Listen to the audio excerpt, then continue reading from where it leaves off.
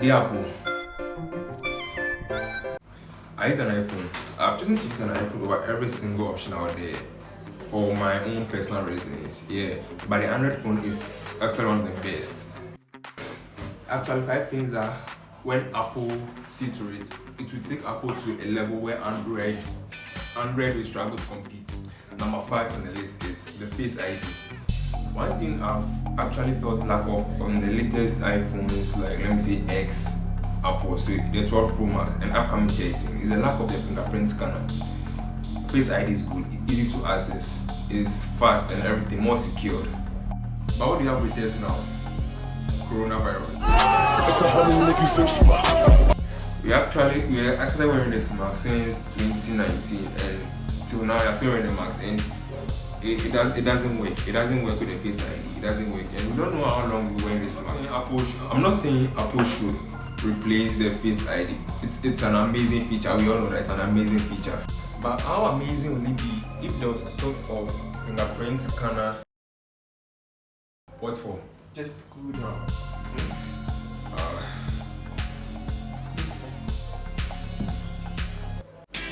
I guess you enjoyed the video.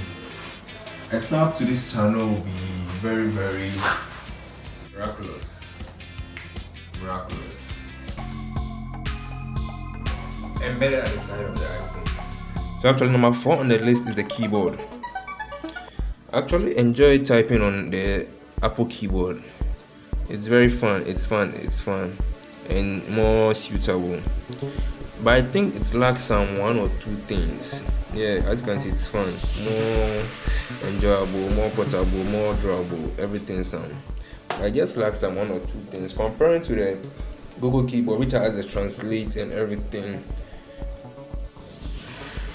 Actually, comparing to the Google keyboard has got tons of features like the translate, the themes where you can change all that stuff, and it's got a lot of features. This is actually the reason why I stopped using the Apple keyboard. But actually, Apple, in their sense, restricts Google keyboard, doesn't give it the full capacity to access it on the iPhone. So actually, accessing the Google keyboard on the iPhone is much more difficult. Even though you'll be able to download, but using it will not be as smooth as using it on the Android, where you get the you are playing with the phone. Where you get just by the way, where you get tons of the features, themes, translate, and everything. Now then, number 3, it's about to get serious. Seriously speaking, I was a huge fan of a voice assistant. That was Google Assistant. When I was using my Android, that was Google Pixel 4. Until I met Siri. When I asked him out for a date, and she was like, on it. No thanks. And also, for a virtual assistant like Siri to be really good, even though it's not good, for it to be really good, it needs to access more of your information, get to understand you more, and actually that's against Apple's policy. So actually Siri was built just to forget things. It was built just to forget things. Also, I think Apple should match up Siri to Google Assistant so that there will be a lot of competition between these two, because seriously speaking, Siri is nothing compared to Google Assistant. Google Assistant is the top board.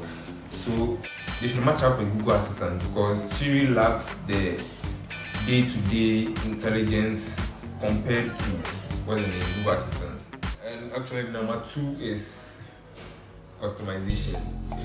It's not going to be news to any Apple user that Apple has the stingiest view on their customization. Let's compare Apple's customization to Samsung's customization. With the Samsung, there are tons of features that you can use in customizing your phone. Let's just say the live wallpaper. We have had over live moving wallpapers on Samsung for the past 10 years. But the best you can do on an iPhone is just a static wallpaper that moves when you hold your thumb on the screen. Also, for me, I suggest that if Apple has a store where there are themes where you can customize your apps, the look of your frontage of the home screen and everything, it's going to be fun. Even if it's for sale, and if Apple gets just 5% of their total users just installing this thing and buying things, they're going to look over 4.5 billion US dollars, and it's actually going to cast down. Actually going to cut down. Let's say some costs they can use to cater for some one or two costs. And that's not the best way to go. For me, I think Apple should apply a live wallpaper on their own screen. But just imagine Apple, live wallpaper, battery. Without a live wallpaper, everything the battery is just draining into the nonsense. Imagine Apple with a live wallpaper. It's gonna be hell. The number one. Someone might think it's value, some might think it's price. Even though Apple's prices are like very, very, very, very overwhelming. Like, well, they got the quality of the phone. That's how their prices are in such conditions. But for me, I don't think the prices are reasonable. But even though that's not the number one thing Apple should take care of, the number one thing, and it's worrying every Apple user, irrespective of your location, US, everywhere, Ghana, whatever, it's the battery. Apple's battery is very, very, very sick. I'm even sick and tired of Apple's battery. Apple's battery is I'm just tired of Apple's battery. It doesn't last for about 5 to 6 hours. And I'm even wondering if you can use 6S and iPhone 6S in 2021 without changing the battery. And even changing the battery to cry. How will it? You don't feel comfortable, because even with the X and the above, 11 Pro and above, their battery mAh is very low, around 2,400, 3,000. It's not even up to 4,000 compared to even Infinix Hotspot, which is about 4,000 mAh.